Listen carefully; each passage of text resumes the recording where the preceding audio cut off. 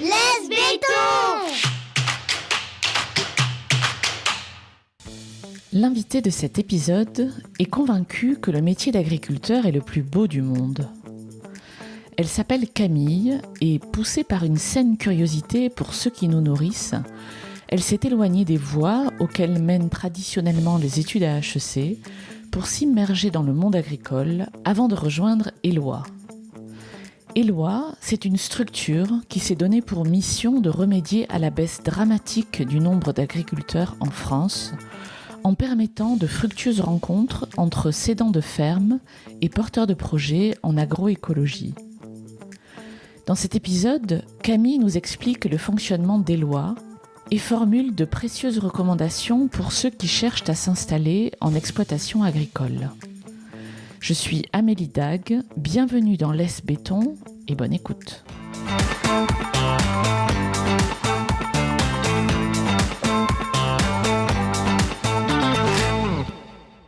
Bonjour Camille. Bonjour Amélie. Camille, tu es chef de projet chez Eloi, E-L-O-I. Est-ce que tu peux me dire ce qui se cache derrière ce prénom, parce que c'est un prénom, Eloi? Exactement. Donc Eloi vient de l'origine, c'est le saint patron des agriculteurs. Une personne qui a une place importante dans l'agriculture, Eloi du coup. Et actuellement, moi, je suis située à Nantes et j'accompagne la transmission des fermes et l'installation de porteurs de projets en agroécologie avec Eloi. Et je travaille justement sur le développement de tout le Grand Ouest. À l'heure actuelle, on est principalement développé dans le Grand Ouest, donc Bretagne, Normandie, Pays de la Loire, mais on ouvre en fait progressivement plusieurs régions, donc on a vocation à couvrir tous les territoires français. Et à qui vous adressez-vous en fait? À des gens totalement novices en la matière, à des gens un peu plus pointus, à des jeunes, à des moins jeunes? Donc on a deux principaux interlocuteurs, déjà la partie cédant, donc des agriculteurs qui vont partir à la retraite et qui cherchent à trouver un repreneur pour transmettre leur ferme. Donc ça, c'est la première partie de personnes avec lesquelles on échange. Et ensuite, il y a les porteurs de projets, en effet. Donc c'est des personnes, donc il y a un peu tout type de porteurs de projets. Ça va déjà en termes de projets depuis de l'élevage au maraîchage, en passant par les grandes cultures, de l'arboriculture également. Enfin, on a un peu tout type de projets. Et c'est des personnes qui cherchent à avoir accès au foncier pour concrétiser leur projet d'installation. Ça va de 25 ans à 50 ans, hommes, femmes, qui sont diplômés, qui ont une capacité quand même agricole, donc un BTS, un BPREA ou autre, voilà, qui se sont formés en agriculture et qui vont se faire accompagner par la Chambre d'agriculture pour justement avoir un business plan rentable et qu'une activité économique qui puisse fonctionner lors de leur installation. Et donc voilà un peu le profil des porteurs de projets qui peuvent nous contacter. Voilà, en tout cas, ils cherchent à s'installer comme exploitants agricoles. D'accord. Et votre accompagnement va de où à où? De la mise en relation, enfin de la prise de contact, de la compréhension, jusqu'où en fait? C'est une bonne question. Donc, depuis le premier contact je cherche à m'installer comme agriculteur. Donc là, on discute ensemble. On voit déjà si nous, on sera en mesure de les accompagner, parce que voilà, ça peut être des personnes qui sont juste au tout début du stade de la réflexion, donc qui ont pas encore quitté leur ancien travail, qui se demandent encore quel type de projet ils vont faire, si ça sera plus de l'élevage, du maraîchage, ils savent pas encore trop, ils sont assez tâtonnants. Donc là, on va plutôt les rediriger vers déjà faire une formation agricole pendant au moins un an pour déjà être sûr que c'est bien ce qu'ils veulent faire. Voir quelle discipline, quelle activité ils voudront mettre en place, et puis avoir cette fameuse capacité agricole qui est assez importante dans le monde agricole pour pouvoir s'installer. Et donc ça, c'est le premier contact. Ensuite, donc c'est des personnes, donc si elles sont qualifiées, qu'elles ont l'expérience, etc., on va être en mesure de les accompagner au sein des lois. Et ensuite, on va comprendre qu'est-ce qu'ils cherchent comme foncier, de quelle surface ils ont besoin, de quel bâtiment et de quel type de bâtiment ils vont avoir besoin pour leur projet. Est-ce qu'ils recherchent une maison d'habitation sur le site? Donc il y a tout plein de questions comme ça pour définir un peu le cadre de ce qu'ils recherchent. Et ensuite, nous, en parallèle, on a tout ce travail en fait avec les cédants. On rencontre plein de personnes qui cherchent à transmettre leur ferme. Et donc en fait, soit C'est le meilleur des cas. On a déjà une ferme en tête, on se dit ça sera intéressant pour vous, donc on va vous la présenter. Donc dans ces cas-là, dans un premier temps, on réalise une visite en ligne entre guillemets. Donc on a fait des images de la ferme, donc on va leur montrer comment les bâtiments sont agencés, comment est la maison, comment sont disposées les terres, etc. pour voir si à première vue eux la ferme leur plaise. Et puis ensuite, si la ferme leur plaît vraiment, on va leur proposer une visite sur le site où il y aura donc le cédant, quelqu'un de chez Eloi, et le potentiel repreneur. Et donc ça peut être donc une ou plusieurs visites aussi. S'il y a plusieurs fermes qui peuvent les intéresser, on peut mener plusieurs visites. Et ensuite, si le porteur de projet donc valide son intérêt pour la ferme en question, on va l'accompagner en fait tout au long du parcours d'installation, qui peut être aussi un vrai parcours du combattant pour un néo-rural. Il y a pas mal d'étapes avant de pouvoir s'installer vraiment et de devenir propriétaire de la ferme. Donc administrative, tu veux dire? Oui, des démarches administratives, des démarches avec des banques pour obtenir un financement, des démarches avec les centres de gestion, avec la chambre d'agriculture. Il y a tout plein de process qui peuvent donc nous en général on dit que ça prend entre 8 et 12 mois entre le moment où la ferme est identifiée et le moment où on va vraiment habiter sur la ferme. Et donc, c'est 8 ou 12 mois où on peut vite se perdre quand on débute dans ce process-là. C'est vrai que nous, à force d'en accompagner plusieurs, on a développé une certaine expertise de ces différentes étapes.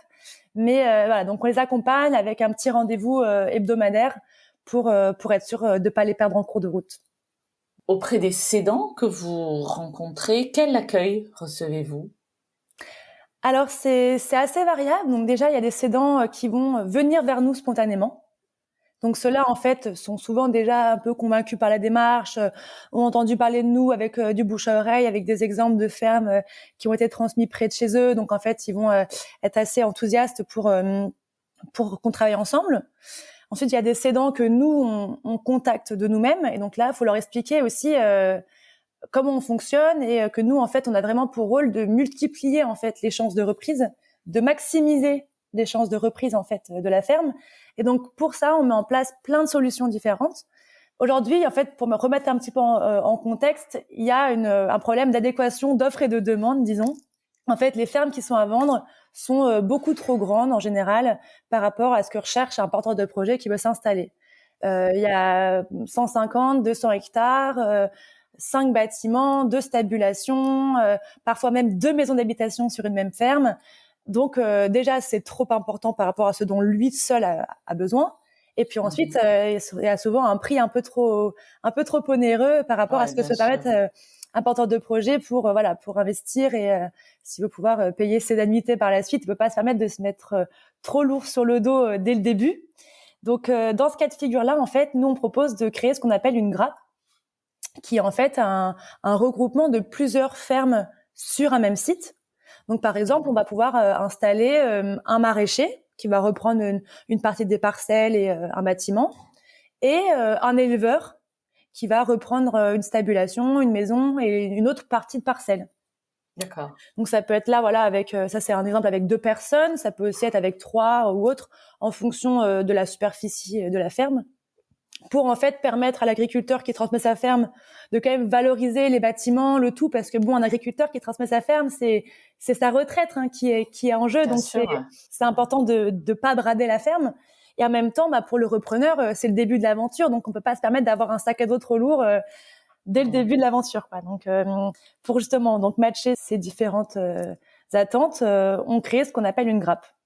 Les porteurs de projets qui s'installent dans une grappe sont proches voisins, mais ils sont indépendants. Donc chacun y a son compte. D'accord. Il peut y avoir des synergies entre les activités. Par exemple, l'éleveur peut donner du fumier au maraîcher en échange d'un service.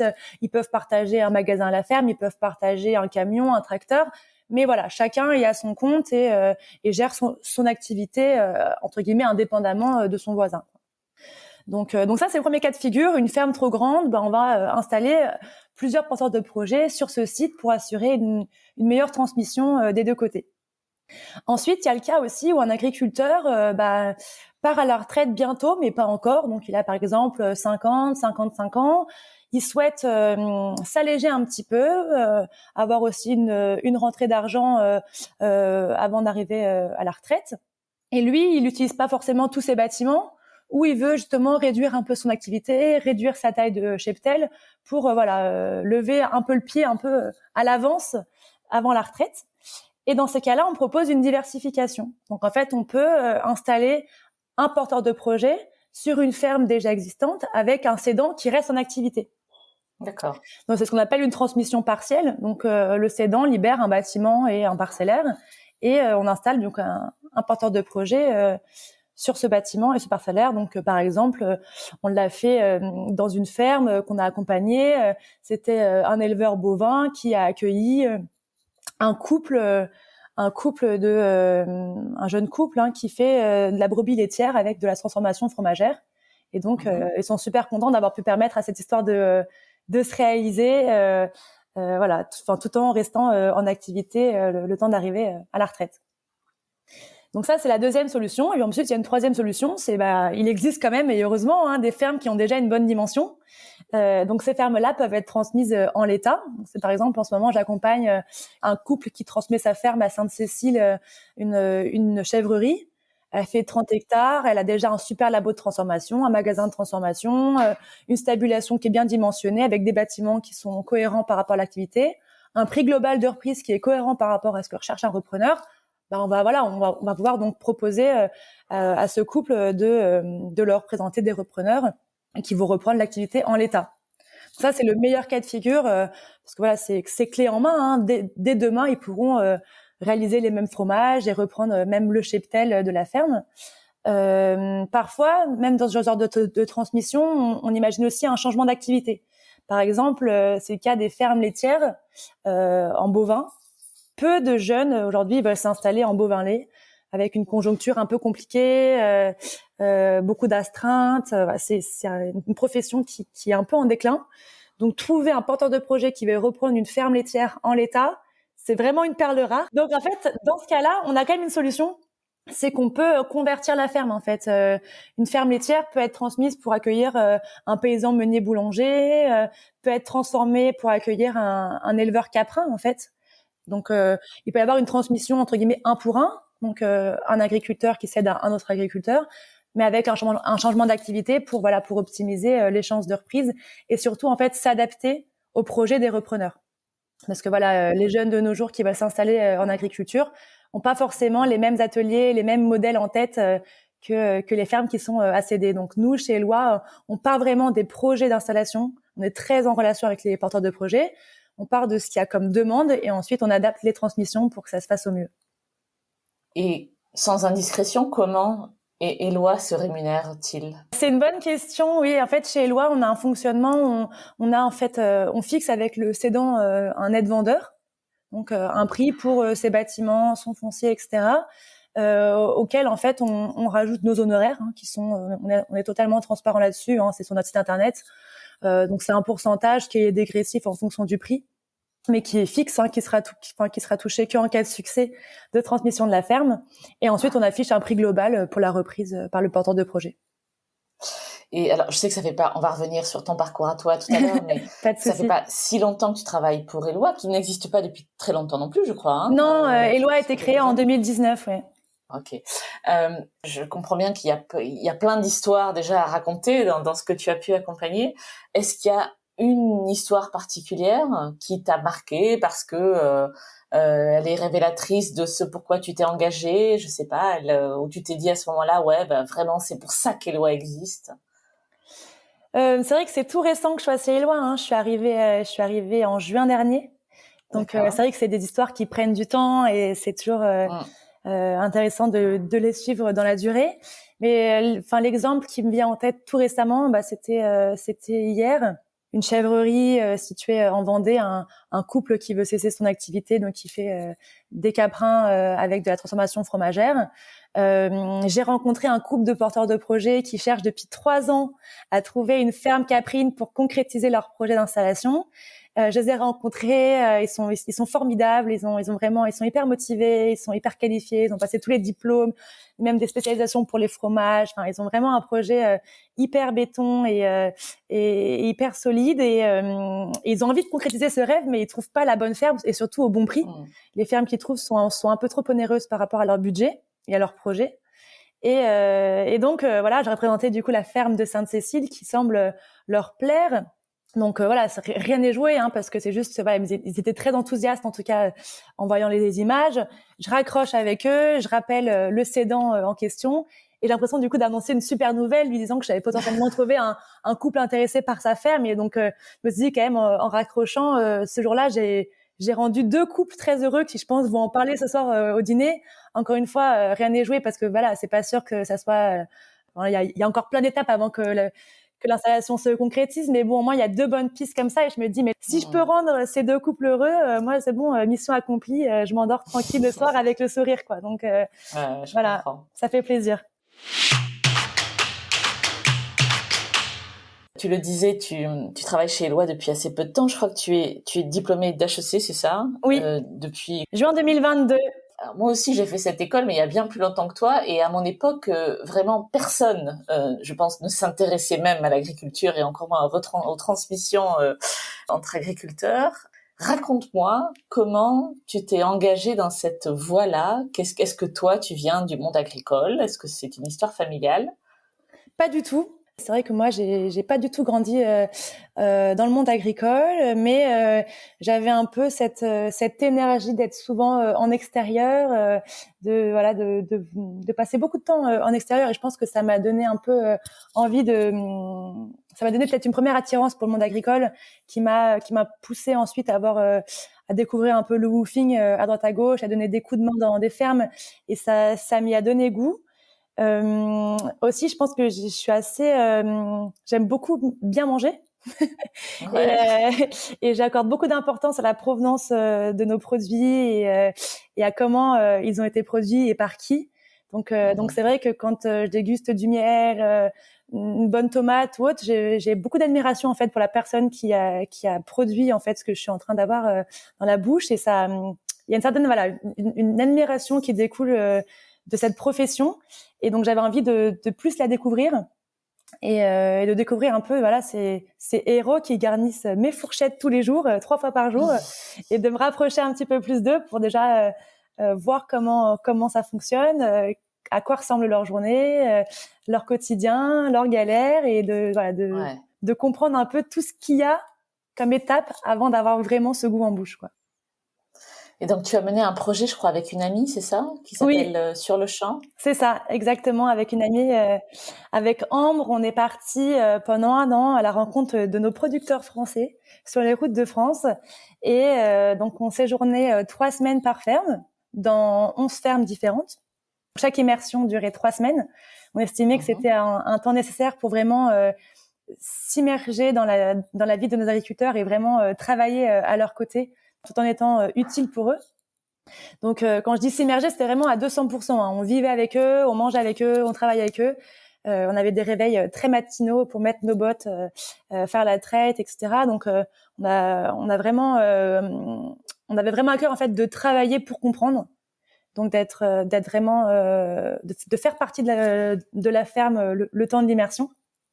Et donc, on a séjourné chez des éleveurs, des maraîchers, des arboriculteurs, des paysans meuniers boulangers. Donc, tout type un peu. On a vu des vaches, des cochons, des brebis, des chèvres.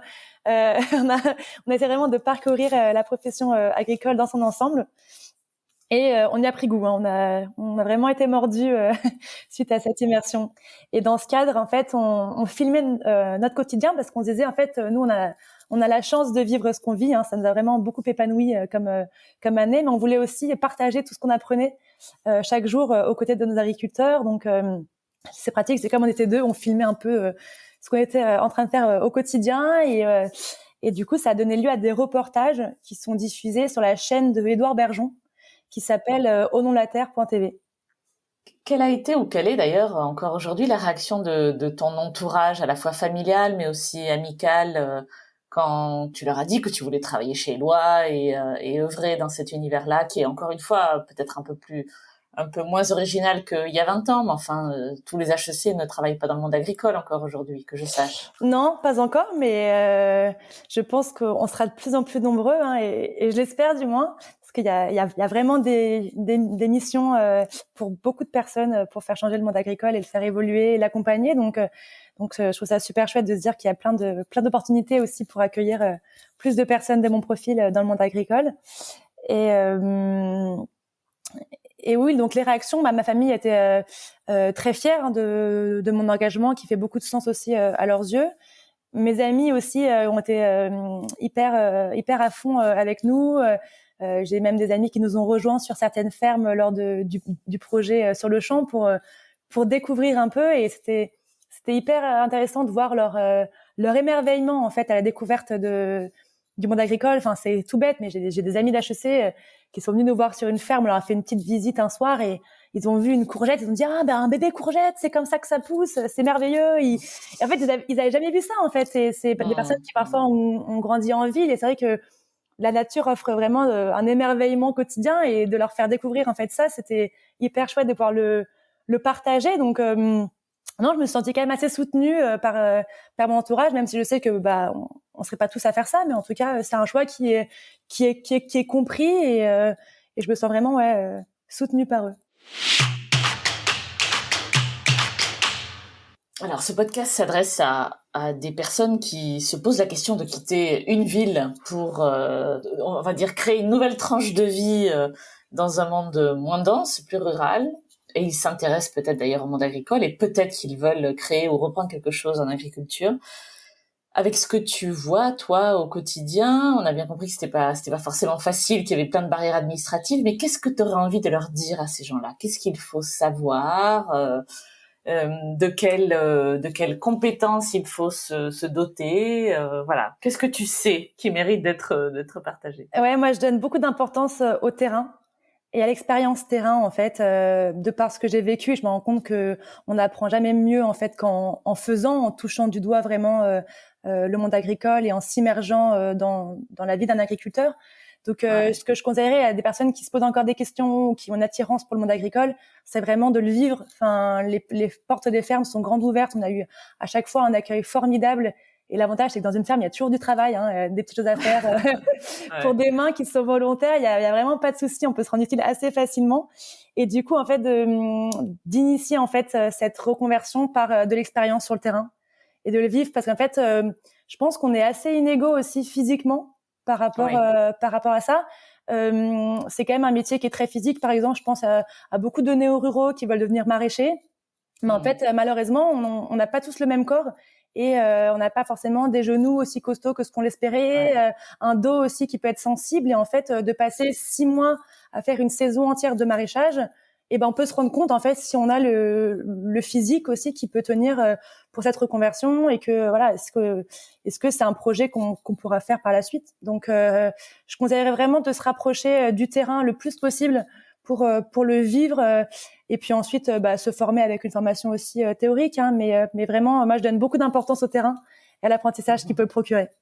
Tu parlais effectivement de la résistance physique. Qu'est-ce que tu as appris sur toi-même, toi, pendant l'année? Je reviens plutôt sur l'année sur le champ, mais justement en te plongeant dans la vie des fermes, qu'est-ce que tu as appris sur toi? Je pense que j'ai appris que d'être dehors, ça me donnait beaucoup d'énergie au quotidien, et que c'était hyper intéressant d'avoir un métier aussi qui stimule à la fois le physique et l'esprit. Parce que quand on est dans les champs, on a beau avoir en fait les mains occupées, être à genoux, etc. Le cerveau continue de tourner, à réfléchir à autre chose. Et nous encore, c'était assez faible par rapport à ce que peut ressentir un vrai exploitant qui est à son compte. Parce qu'en fait, quand il va désherber une parcelle, il est aussi en train de réfléchir à laquelle il va semer par la suite, comment il va faire ses rotations, est-ce qu'il va pleuvoir demain, est-ce qu'il faut irriguer. Donc, il y a plein de questions qui se posent en fait, et c'est hyper intéressant de voir qu'on peut avoir une profession qui allie réflexion intellectuelle et travail physique du corps. Donc ça, c'est quelque chose qui m'a aussi pas mal plu. Et puis globalement, que c'était. Moi, j'ai vraiment beaucoup aimé le format de l'immersion, qui aussi a une grande dimension humaine qu'on avait vachement sous-estimé en fait avec Ambre en se lançant dans ce projet-là. Et en fait, on s'immerge dans des familles avant tout. Donc on a un rôle avec les enfants. On partage aussi la vie de couple de nos agriculteurs. Donc on est vraiment à 200% avec eux. Et en fait, 3 semaines, c'est court, mais c'est long, en fait. On tisse des liens aussi assez importants avec ces familles. Les départs sont difficiles aussi. Mais ce qui est super chouette, c'est de voir qu'aujourd'hui, on est encore en lien avec eux et qu'en fait, ces liens humains, en fait, ça m'a beaucoup appris pendant cette année. Tu parles beaucoup de couple. Est-ce que c'est plus facile de s'installer en couple ? Je reviens aux porteurs de projets, pas forcément d'ailleurs en couple marital où tu vois, est-ce qu'il vaut mieux être plusieurs en gros, ou est-ce que c'est quelque chose que vous recommandez ou ça dépend ? On observe en tout cas que les jeunes sont de plus en plus nombreux à vouloir s'installer pas tout seuls. Ouais. C'est pour ça aussi, c'est de ce constat-là qu'est né le concept de grappe. C'est être à son compte, être propriétaire de sa propre ferme, mais avoir des proches voisins pour partager en fait, ne pas être seul tous les jours déjà dans son lieu de vie, et puis aussi partager des questionnements, partager aussi des astreintes. Pouvoir partir en week-end, en vacances, en confiant son irrigation aux voisins ou voilà. Enfin, c'est en fait pouvoir imaginer aussi un réseau d'entraide qui est aussi assez important pour eux. Après, travailler en couple, c'est propre à chacun. J'ai des exemples de couples, merveilleux où vraiment l'amour leur donne une énergie de dingue chaque jour et de créativité dans leur métier. Donc c'est super inspirant. Mais encore une fois, c'est à tester, je pense, avant l'installation ou à bien définir parce que c'est quand même travailler avec son avec son conjoint, c'est aussi un beau défi, je pense, au jour le jour. En plus de toute la gestion de la vie de famille qui est aussi un défi pour un couple. Donc ça peut être une force, mais je pense que c'est pas forcément fait pour tout le monde. Qu'est-ce qu'on peut te souhaiter à toi ? Beaucoup d'impact, je pense, parce que c'est ce qui me nourrit chaque jour, de me dire que grâce à mes petites mains, à mon travail, il y a des belles histoires qui se créent. Donc, on peut me souhaiter beaucoup de transmissions réussies et de belles histoires d'agriculteurs qui s'installent grâce à Eloi et des fermes qui se créent et une France qui reste agricole aussi. Ça, c'est hyper important pour moi. Donc je pense que ce serait un très beau souhait pour demander à Aladdin s'il il sort sa lampe devant moi.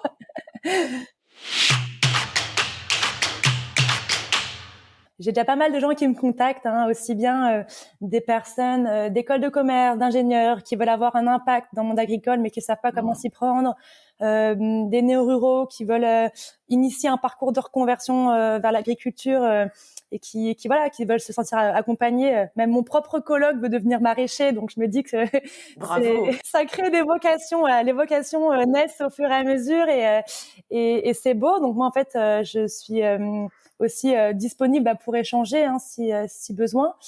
Je pense qu'il faut essayer pour apprendre en fait et s'il y a une petite flamme qui brûle en vous et qui se dit quand même j'initierais bien une reconversion, en fait rien que de faire une petite semaine d'immersion, une petite semaine de woofing, ça peut en fait faire grandir cette flamme progressivement et faire avancer dans son cheminement. Donc je pense qu'il faut s'écouter aussi quand on a une petite flamme comme ça qui brûle en nous pour ensuite passer à l'action. Donc ouais, c'est quelque chose que je pourrais recommander.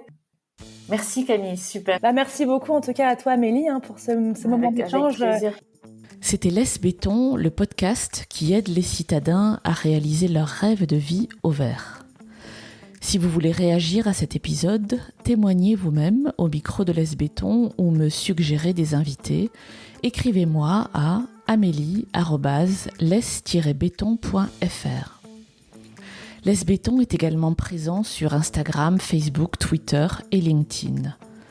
Si vous aimez ce podcast, abonnez-vous sur Apple Podcast, Google Podcast, Spotify ou Deezer. Décorez-le d'étoiles sur votre appli de podcast préféré et parlez-en autour de vous, c'est encore le meilleur moyen de le faire connaître. À très bientôt.